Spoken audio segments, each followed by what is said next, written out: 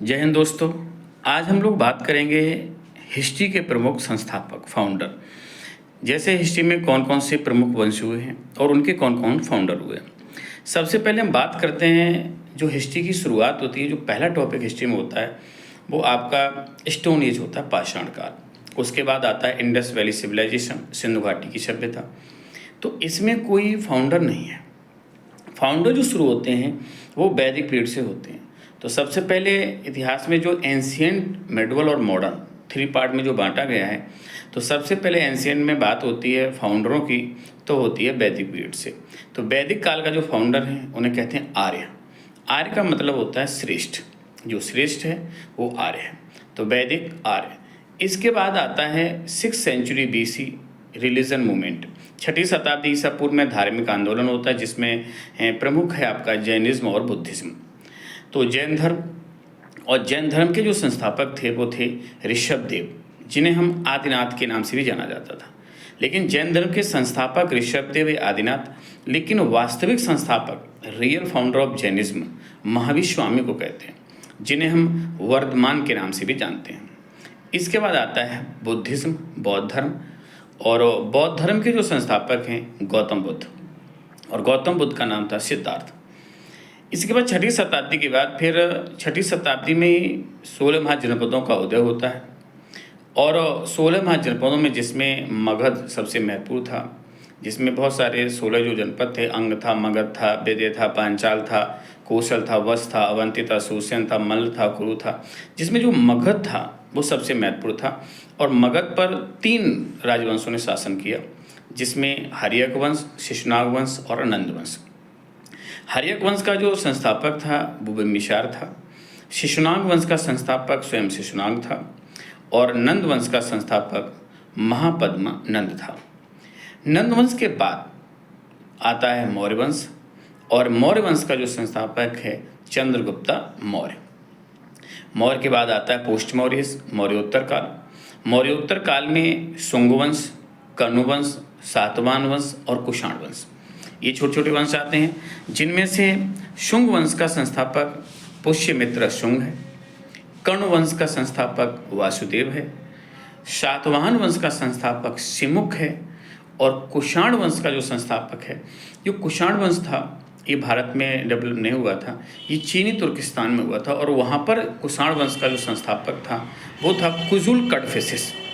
लेकिन भारत में कुषाण वंश का जो संस्थापक था वो था विम कड़फिसेस। इसके बाद आता है आपका गुप्त वंश, और गुप्त वंश का जो फाउंडर है वो श्रीगुप्ता। लेकिन गुप्त वंश का जो वास्तविक संस्थापक था, रियल फाउंडर ऑफ गुप्तास, वो था चंद्रगुप्ता फर्स्ट। गुप्त के बाद आता है पोष्टगुप्ता इस गुप्तोत्तर काल, और गुप्तोत्तर काल में आता है वर्धन वंश, वर्धन डायनेस्टी, या इसे हम पुष्यभूति डायनेस्टी भी कहते हैं। और वर्धन वंश का जो संस्थापक था वो था पुष्यभूति वर्धन। हर्षवर्धन इस वंश का महान राजा हुआ था, और हर्षवर्धन ने कन्नौज पर शासन किया था। हर्षवर्धन की मृत्यु के बाद कन्नौज की गद्दी के लिए त्रिंगल वार होता है, त्रिकोणात्मक संघर्ष, जिसमें पाल, प्रतिहार और राष्ट्रकूट 3 बड़ी शक्तियां आपस में संघर्ष करेंगे, और प्रतिहार राजा मिहिरभोज इसमें विजयी होता है। तो यहाँ पर हम आप देख लेते हैं, पाल वंश का जो फाउंडर है गोपाल है, प्रतिहार वंश का जो संस्थापक है नाग भट्ट फर्स्ट है, राष्ट्रकूट वंश का जो संस्थापक है वो हमारा दंती दुर्ग है, गढ़वाल वंश का जो संस्थापक है वो चंद्रदेव है। इसके बाद चौहान वंश आता है, चौहान वंश का वासुदेव चौहान। चोल वंश का संस्थापक विजयालय है, और पांड्य वंश का संस्थापक जो है मारवर्मन सुंदर फर्स्ट है, और चेर वंश का उदयन जेरल। तो ये जो कुछ वंश हैं, इनमें एक चीज़ और जान लेंगे कि जो संगम वंश आता है, संगम वंश में 3 राजवंश गिने जाते हैं, चोल, चेर और पांड्य। इनके प्रतीक चिन्ह भी याद कर लेना, ये भी क्वेश्चन पूछे जाते हैं। जैसे चोलों का जो प्रतीक चिन्ह था वो था बाघ, पांड्यों का प्रतीक चिन्ह था कार्प या मछली, और चेर का जो प्रतीक चिन्ह था वो धनुष तीर था। तो ये तो जो वंश थे आपको मैंने गिनाए, ये तो एंशियंट के थे। इसके बाद मध्यकालीन आता है मेडवल हिस्ट्री, जिसमें स्टार्टिंग होती है दिल्ली सल्तनत से। तो बात करेंगे कि दिल्ली सल्तनत का संस्थापक कौन था। तो दिल्ली सल्तनत का जो संस्थापक था वो कुतुबुद्दीन ऐबक था। लेकिन रियल फाउंडर ऑफ दिल्ली सल्तनत दिल्ली सल्तनत का जो वास्तविक संस्थापक था वो था इल्तुतमिश। दिल्ली सल्तनत पर 5 राजवंशों ने शासन किया। अब इन 5 राजवंशों को ऑर्डर से हमें जानेंगे। जैसे गुलाम वंश था, सिलेब डायनेस्टी, गुलाम वंश, खिलजी वंश, तुगलक वंश, सैयद वंश और लोदी वंश। ये 5 वंश हैं। इनके फाउंडर भी देख लेते हैं। तो गुलाम वंश जो है, गुलाम वंश का जो संस्थापक है वो कुतुबुद्दीन ऐबक। खिलजी वंश का संस्थापक जलालुद्दीन खिलजी। तुगलक वंश का संस्थापक गयासुद्दीन तुगलक। सैयद वंश का संस्थापक खिज्र खां और लोदी वंश का संस्थापक बहलोल लोदी। तो ये 5 राजवंश हुए हैं। इन्हें ऑर्डर से हमने देखा। इनमें सबसे लंबे समय तक शासन जो किया है वो तुगलक वंश ने किया है और सबसे कम समय तक खिलजी वंश ने किया है। इसके बाद आता है मुगल वंश, और मुगल वंश का जो संस्थापक है वो है बाबर। बाबर मुगल वंश का संस्थापक है और उसी समय एक सूर वंश जो शेरशाह सूरी ने स्थापित किया था। तो सूर वंश का संस्थापक शेरशाह सूरी। मुगल वंश में बाबर सबसे पहला शासक हुआ। बाबर के बाद आपका बहुत सारे शासक जैसे हुमायूं हुए, शेरशाह सूरी हुए, अकबर हुए, जहांगीर हुए, शाहजहां हुए, औरंगजेब हुए, अंतिम महान मुगल बादशाह और बहादुर शाह जफर तक, सेकंड तक ये मुगल वंश चलता है। उसके बाद आते हैं भारत पर अंग्रेज़। तो यहाँ से मॉडर्न हिस्ट्री शुरू होती है।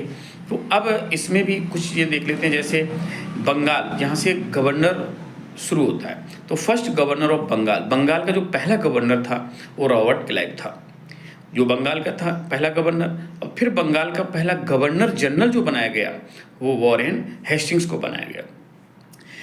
पहले बंगाल का गवर्नर, फिर बंगाल के गवर्नर को गवर्नर जनरल नाम दिया गया, फिर बंगाल के गवर्नर जनरल को बना दिया गया भारत का गवर्नर जनरल। तो भारत का पहला जो गवर्नर जनरल बना वो लॉर्ड विलियम बेंटिंग बनाया गया।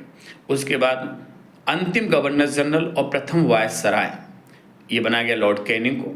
और ये आज़ादी तक ऐसे चलता रहा। जब भारत आज़ाद होता है तो स्वतंत्र भारत का पहला गवर्नर जनरल बनेगा लॉर्ड माउंटबेटन।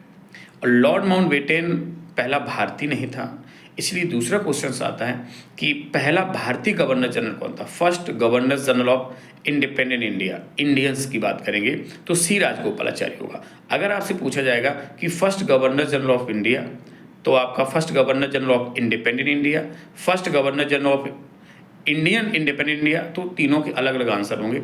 अगर पूछे भारत का पहला गवर्नर जनरल तो आपका होगा आंसर लॉर्ड विलियम बेंटिंग।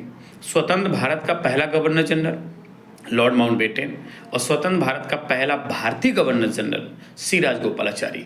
और राजगोपालाचारी ये स्वतंत्र भारत के पहले और अंतिम गवर्नर जनरल थे। इसके बाद गवर्नर जनरल का पद खत्म हो जाता है, वो राष्ट्रपति में चला जाता है। तो ये हमारे प्रमुख कुछ संस्थापक थे, इन्हें आपको याद रखना है। जय हिंद।